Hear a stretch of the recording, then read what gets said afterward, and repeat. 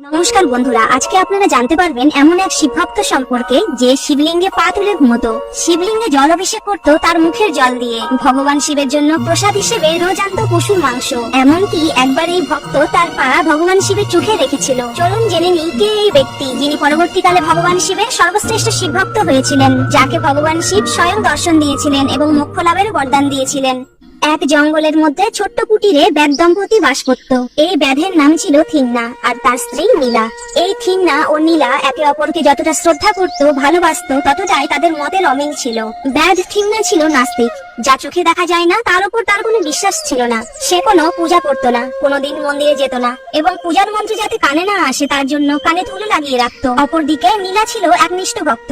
নিয়মিত সে মন্দিরেও যেত, পূজা করত এবং ব্রত পালন করত। তবে থিন্না তার স্ত্রী নীলাকে কখনো পূজার জন্য বাধা দিত না, বরং নিজেই কুটিরে নীলার জন্য পূজার ব্যবস্থা করে দিয়েছিল। তাদের কুটির মন্দির থেকে অনেক দূরে হওয়ায় প্রতিদিন নীলার সাথে মন্দির অব্দি যেত। নীলা দীর্ঘ পথ চলার পর ক্লান্ত হলে থিন্না তাকে কোলে করে কিংবা পিঠে করে মন্দির অব্দি পৌঁছে দিত। পূজার সামগ্রীও নীলাকে এনে দিত। তবে নীলাকে একাই মন্দিরে পূজার জন্য যেতে হতো। থিন্না স্ত্রীর আস্থাকে শ্রদ্ধা করত, কিন্তু নিজে বিশ্বাস করত না ঈশ্বর বা মহাদেবের কোনো অস্তিত্ব আছে। নীলা সবসময় চাইতো তার স্বামীও তার মতো ঈশ্বরে বিশ্বাস রাখুক। এমন ভাবেই একদিন শিবরাত্রির দিন উপস্থিত হলে নীলা প্রসন্ন মনে শিব পূজা করছিল। এদিকে ওম নমঃ শিবায় উচ্চারণ করায় থিন্নার ঘুমে ব্যাঘাত ঘটলে নীলাকে ক্রোধে বলে তার শিব পূজার জন্য আজ তার ঘুমে ব্যাঘাত ঘটেছে। নীলা জানায় আজ শিবরাত্রি, তাই আজ তারা দুজনে ব্রত পালন করবে, কেউ কোনো অন্ন জল গ্রহণ করবে না। কিন্তু নাস্তিক থিন্না জানায় আজ সে আরো বেশি শিকার করবে, তার মহাদেব পারলে যেন আটকায়। এদিকে নীলাও কিছুটা ক্রোধে থিন্নাকে বলে আজ সে যত চেষ্টাই করুক কোনো শিকারই পাবে না। তখন থিন্নাও বলে যদি আজ সে দ্বিগুণ শিকার না করে তবে নীলাকে সে তার মুখ দেখাবে না। সারাদিন বহু চেষ্টা করেও থিন্না একটাও শিকার করতে পারেনি। জীবনে কোনোদিন তার নিশানা ভুল হয়নি, কিন্তু আজ সে কোনো পশুকেই তীরবিদ্ধ করতে পারেনি। এইভাবে সারাদিন ব্যর্থতায় ক্লান্ত হয়ে সে বনের মধ্যে অবস্থিত একটি শিবলিঙ্গের উপর পা তুলে দিয়ে ঘুমিয়ে পড়ে। এদিকে কৈলাস থেকে ভগবান শিব ও মা পার্বতী থিন্নার এই আচরণ দেখছিলেন। মা পার্বতী ভগবান শিবকে জিজ্ঞেস করেন থিন্নার মনে বিন্দুমাত্র ভগবানের প্রতি শ্রদ্ধা নেই, ভক্তি নেই, তাহলে কি করে ভবিষ্যতে শ্রেষ্ঠ শিবভক্ত হয়ে উঠবে? তখন ভগবান শিব বলেন এই থিন্না পূর্বজন্মে ছিল অর্জুন। আজ থিন্না যে জীবন যাপন করছে তা পূর্বজন্মেরই ফল। মহাভারতের যুদ্ধের পর অর্জুনের অহংকার বেড়ে গিয়েছিল। মহাভারত যুদ্ধের সমস্ত কৃতিত্ব সে একা নেয়। অর্জুন ভুলে গিয়েছিল ভগবান শ্রীকৃষ্ণ পদে পদে কিভাবে পাণ্ডবদের রক্ষা করেছিলেন। অর্জুনের এই অহংকার তার আত্মার সাথে মিশে গেছে। তাই ভগবান শিব অর্জুনকে মোক্ষ লাভের বরদান দিলেও যেহেতু তার আত্মার শুদ্ধিকরণ ঘটেনি, তাই নাস্তিক রূপে এই জন্মে থিন্না হয়ে জন্মেছে। আর এই জন্মে তার আত্মার শুদ্ধিকরণ হবে এবং সে মোক্ষ লাভ করবে। তবে তার জন্য থিন্নাকে এই জন্মে দিতে হবে অনেক বড় পরীক্ষা। এদিকে নীলা ভগবান শিবের কাছে আরাধনা করে তার কথা যেন সত্যি না হয়, থিন্না একটা হলেও যেন শিকার পায়। তা না হলে নীলা জানে থিন্না কোনোদিন তাকে আর মুখ দেখাবে না। ভগবান শিব মা পার্বতীকে আরো বলেন নাস্তিক থিন্না ভগবান শিবের কাছে জঙ্গলের আর পাঁচটা নির্বোধ প্রাণীর মতোই। অনেক প্রাণীর যেমন অজ্ঞানে হাত পা শরীর শিবলিঙ্গের সঙ্গে স্পর্শ হয়, থিন্নার এই পা তুলে শুয়ে থাকাকেও ভগবান শিব একই মনে করেছেন। এদিকে সময় হয়ে গিয়েছিল থিন্নার আত্মার মোক্ষ লাভের। তাই ভগবান শিব স্বয়ং সাধু বেশে আসেন নীলার কুটিরে। ভগবান শিব নীলাকে স্বামীর প্রতি দায়িত্বকেই আগে মানতে বলেছেন। যেহেতু নীলা জানে থিন্না তাকে ছাড়া না খেয়ে থাকবে, তাই নীলার কখনোই উচিত হয়নি স্বামীকে খালি পেটে রেখে উপবাস করার। সাধু বেশে ভগবান শিব এটাও বলেন যদি মনে ভগবানের প্রতি প্রকৃত ভক্তি বিশ্বাস থাকে তবে কোনো ব্রত পালনের প্রয়োজন হয় না। নীলার উচিত শীঘ্রই তার স্বামীর জন্য খাবার প্রস্তুত করে নিয়ে যাওয়া এবং স্বামীর সঙ্গে নিজেরও খাদ্য গ্রহণ করা। থিন্নার নাম করে সাধু রান্নার সামগ্রী নীলাকে দিয়ে প্রস্থান করেন। নীলা খাবার নিয়ে থিন্নার কাছে গেলে থিন্না বলে সে কাউকে খাবার দিয়ে পাঠায়নি, সে আজ কোনো শিকারই পায়নি। তবে একজন শিবভক্ত সাধু তার কাছে এসেছিল, কিন্তু তার হাতে কোনো খাবার পাঠায়নি। নীলার আর বুঝতে বাকি রইল না স্বয়ং ভগবান শিব এসেছিলেন তার দরজায়।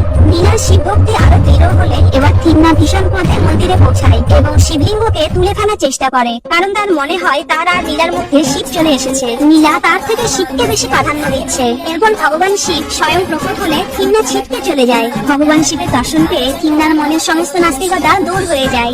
নিজের ভুলের জন্য ভগবান শিবের কাছে ক্ষমা প্রার্থনা করে। সে নিজের চোখে ঈশ্বরকে দেখেছে, তাই মনে প্রাণে ঈশ্বরকে বিশ্বাস করতে থাকে। যে থিন্না আগে কোনোদিন মন্দিরে আসতো না, এখন সে প্রতিদিন মন্দিরে আসে। কিন্তু সে এতটাই নির্বোধ ছিল কিভাবে পুজো করতে হয়, কিভাবে নিয়ম রীতি পালন করতে হয় এসব সে কিছুই জানতো না। তাই প্রতিদিন সে যা শিকার করত তা ভগবান শিবকে এনে অর্পণ করত। অনেক সময় তার দুহাতে মাংস থাকতো বলে শিবলিঙ্গে জলাভিষেক করার জন্য নিজের মুখে করে জল এনে শিবলিঙ্গে দিত। একদিন সে মন্দিরে এসে বায়না ধরে ভগবান শিবকে স্বয়ং প্রকট হয়ে তার হাতে খাবার খেতে হবে, আর তা না হলে সেও না খেয়ে থাকবে। তার এই সরলতায় ভগবান শিব প্রকট হয়ে তার হাতে মাংসের প্রসাদ গ্রহণ করেন। আসলে ভগবান শিবের আরাধনার কোনো বাধা ধরা নিয়ম হয় না। ভক্তিতে কোনো খুঁত না থাকলে যে যেভাবে ভগবানকে স্মরণ করবে ঈশ্বর তার প্রতি সদয় হবেন। এমনই একদিন পূজার সময় থিন্না দেখে ভগবান শিবের চোখ দিয়ে জল পড়ছে। থিন্না ভাবে আজ মাংসে বোধহয় ঝাল বেশি হয়েছে। তাই নীলা যেভাবে থিন্নার চোখের জল মুছে দেয়, থিন্নাও সেভাবে ভগবান শিবের চোখের জল মুছে দেয়। এতেও জল ঝরা বন্ধ না হলে নির্বোধ থিন্না ভাবে ভগবান শিবের হয়তো চোখের কোনো সমস্যা হয়েছে। তাই সে জড়িবুটি এনে ভগবান শিবের চোখে লাগিয়ে দেয়। কিন্তু তার যে চরম পরীক্ষার সময় উপস্থিত হয়েছে, এই পরীক্ষায় উত্তীর্ণ হতে পারলে তবেই থিন্নার অর্থাৎ অর্জুনের আত্মার মুক্তি ঘটবে। ভগবান শিবের ইচ্ছায় থিন্নার আরো কঠিন পরীক্ষা নেওয়ার জন্য এবার শিবলিঙ্গের চোখ থেকে রক্ত বের হয়। সরল মনা থিন্না ভাবে হয়তো তার জড়িবুটির জন্যই ভগবান শিবের একটি চোখ নষ্ট হয়ে গেছে। যেহেতু তার মনে হয়েছে তার জন্যই ভগবান শিবের একটি চোখ নষ্ট হয়েছে, তাই সে তার একটি চোখ ভগবান শিবের চোখে লাগিয়ে দেয়। এবার থিন্না দেখে ভগবান শিবের অপর চোখটি থেকেও রক্ত ঝরছে।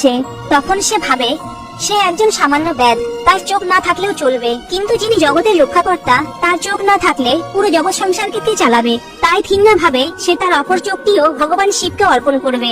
কিন্তু সে ভাবে তার দুটো চোখ অন্ধ হয়ে গেলে ভগবান শিবের সঠিক স্থানে যদি চোখ লাগাতে না পারে, তার জন্য সে একটা পা দিয়ে শিবলিঙ্গের একটি চোখে চিহ্ন করে রাখে।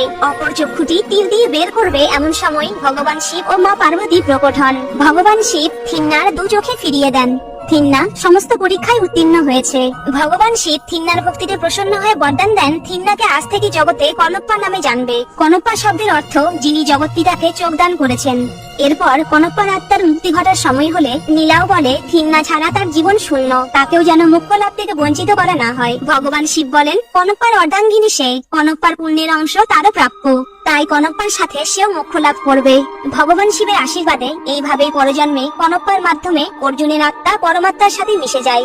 বন্ধুরা, এমন ভিডিও পেতে চ্যানেলটি সাবস্ক্রাইব করে সাপোর্ট করুন, আর ভিডিওটি কেমন লেগেছে অবশ্যই জানান। আবার দেখা হবে পরের ভিডিওতে। ততক্ষণ ভালো থাকুন, সুস্থ থাকুন। ধন্যবাদ।